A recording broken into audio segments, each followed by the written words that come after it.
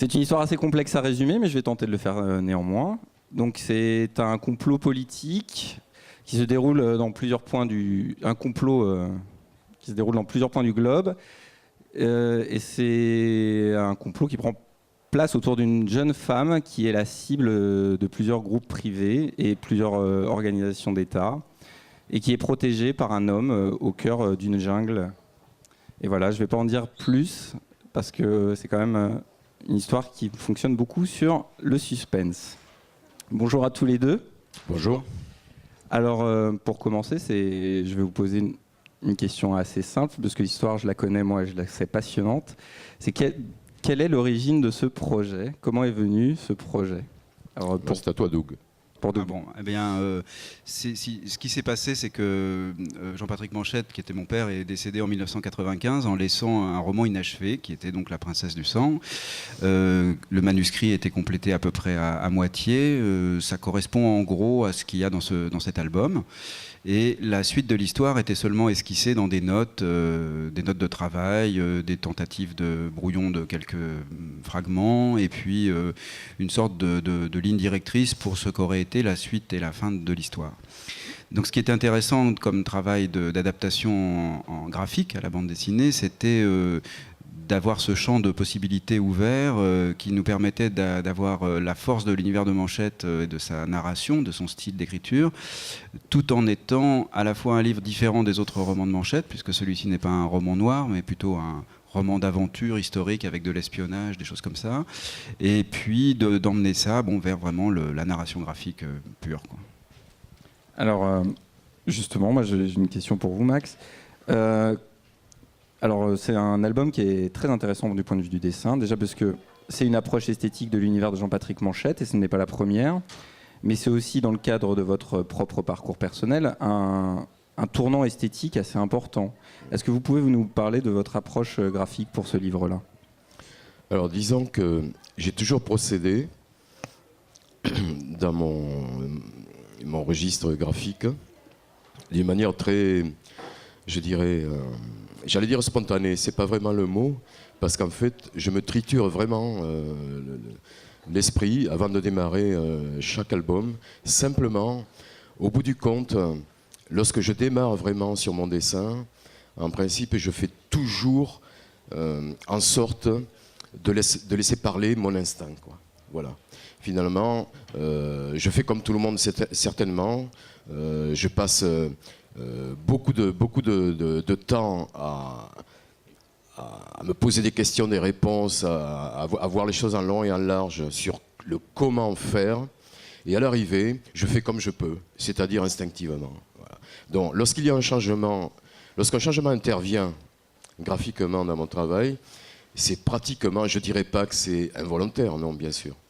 Mais en tout cas, ça n'est pas vraiment calculé, disons, ça n'est jamais ric-rac, quoi, comme ça. Voilà.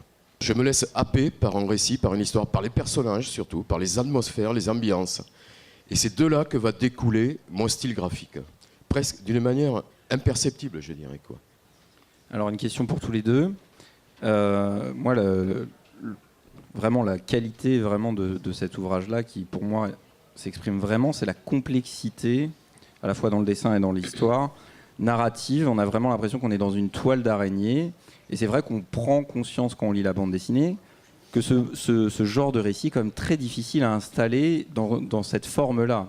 On la connaît au cinéma, on la connaît en littérature.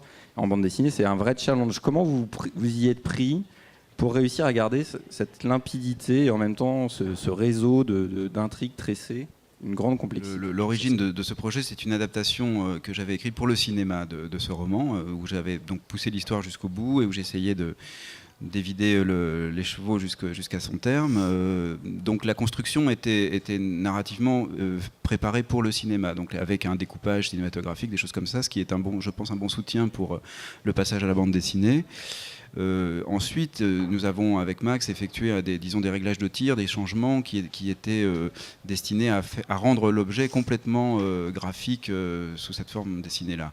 La complexité de la narration qui pourrait apparaître comme un trait presque littéraire, en fait, n'est pas une difficulté, mais c'est plutôt une richesse, je trouve. Ça nous a beaucoup aidé, par exemple, d'avoir une multiplicité de personnages, dans la mesure où c'est un roman qui a un point de vue qui est celui du narrateur, c'est ce qu'on appellerait le point de vue divin, c'est-à-dire qu'il n'y a pas, ce n'est pas un récit subjectif. On suit en même temps et en parallèle des personnages qui sont parfois sur des continents différents, dans des environnements très différents, qui peuvent être à la fois urbains et très naturel.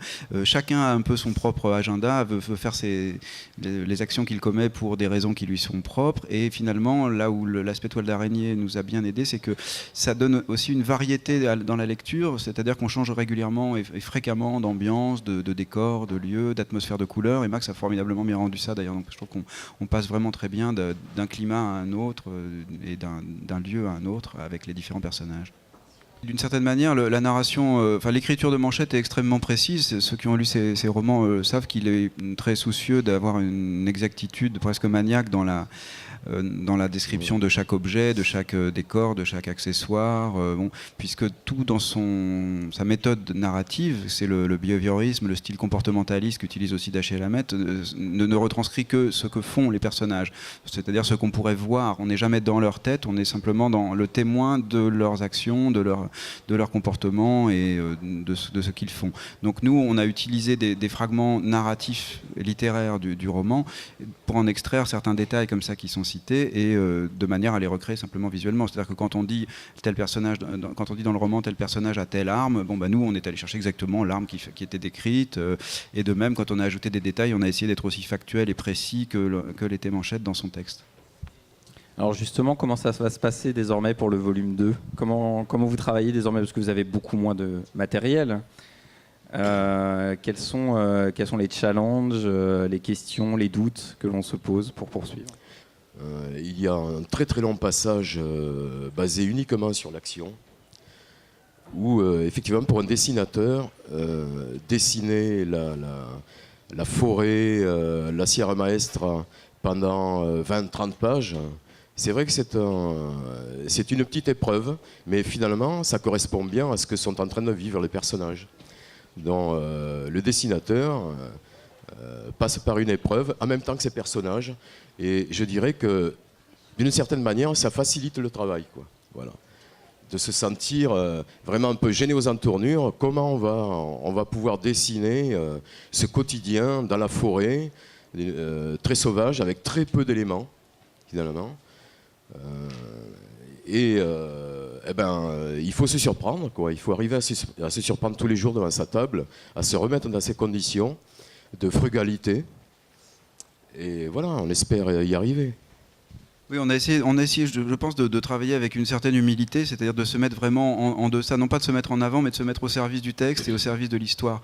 Pour la partie qui n'était pas complètement rédigée, donc ce qui est en gros la moitié du récit, on a essayé de ne pas prendre le dessus sur Manchette, mais au contraire, et non plus de faire du à la manière d'eux, mais simplement de suivre en droite ligne le fil qu'il avait installé, de continuer à utiliser les dialogues et les caractères comme ils sont déjà mis en place dans la première partie, ce qui fait qu'effectivement le second album sera beaucoup plus rapide en termes d'action, beaucoup plus spectaculaire. C'est un peu le double inversé de la première partie où tout se mettait en place, où chaque personnage avait des motivations complexes, etc. Là, on va voir la résolution en fait. La seconde partie, c'est vraiment beaucoup d'actions qui mènent au démêlage de l'écheveau et où on a tout d'un coup la solution, on comprend ce qui s'est passé, on a les trajectoires de chacun se recoupent et finalement tout le monde se retrouve dans un affrontement sanglant au final. Un des points saillants aussi de ce premier volume, en tout cas, c'est le découpage, qui est un découpage quand même audacieux, on va dire, rythmé, qui est pas non plus linéaire, qui est très accidenté. Comment est né ce découpage ? Parce que, par exemple, dans l'œuvre de Max Cabane, c'est un découpage qui, pour moi, me paraît un peu nouveau.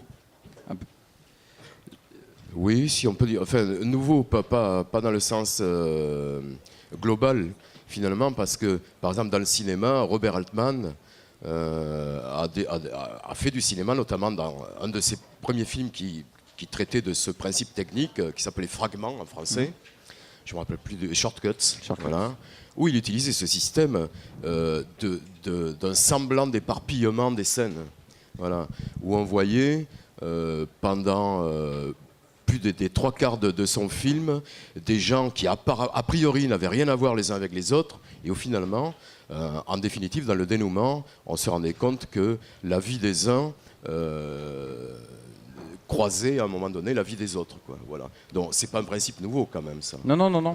Disons que c'est un principe, disons, allez, un peu moderne peut-être dans le travail de l'expression de l'image comme ça, peut-être, à la fois dans la bande dessinée, dans le cinéma.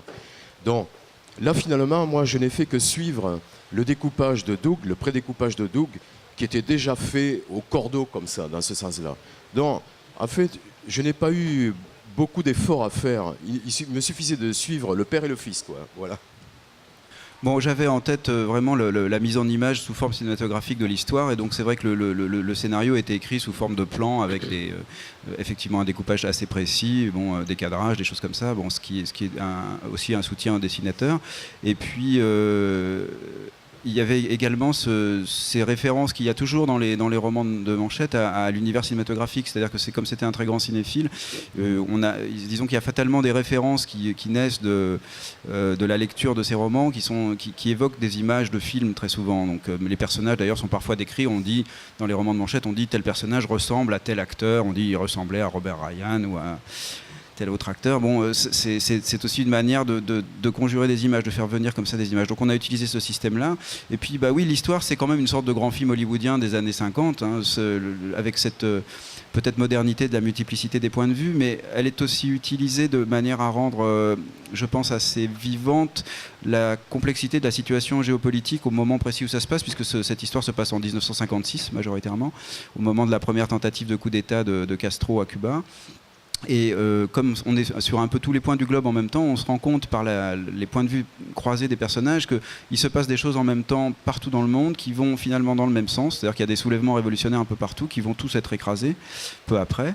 Mais on n'aurait pas pu rendre ça autrement qu'en sautant d'un point de vue à l'autre, en ayant, comme vous dites, cette narration un peu heurtée, parfois un peu hachée, où du coup on est déstabilisé. Et je pense que c'est une expérience intéressante parce qu'on n'est pas dans un suivi personnel de l'histoire, on est dans une espèce de saut de puce comme ça qui nous donne ce fameux point de vue divin. On est partout à la fois en fait. Et du coup on a un tableau d'époque qui est quand même assez saisissant. Alors c'est déjà l'heure de la dernière question que je vous pose à tous les deux. Pour vous, qu'est-ce que c'est la bande dessinée comme moyen d'expression ? Quelle est sa force pour vous ? C'est le meilleur moyen de faire du cinéma sans dépenser de l'argent. C'est bien ça.